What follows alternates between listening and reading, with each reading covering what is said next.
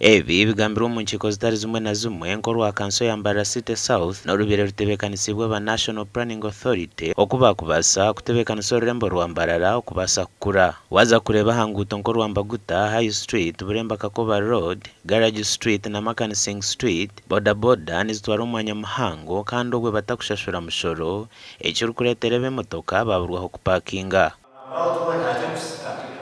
You may end up being surprised in the middle of the road, rotating the whole town looking for where to park. You have the receipts to pay, you have both from these people authorized for parking.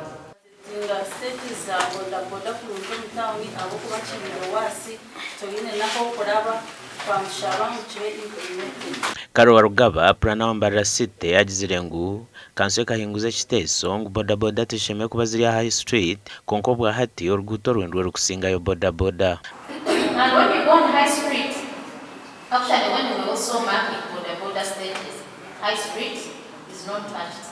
But surprisingly, High Street has the highest number of boda stages. Kwonka ekyo ekintu mutakitwara nk'ekyoro. So kirimu ebintu bingi munonga ano tukakireka tutekwa kukigamba.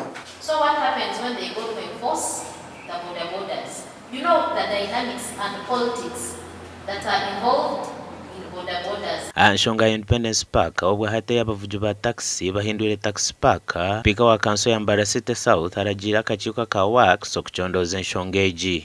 Works committee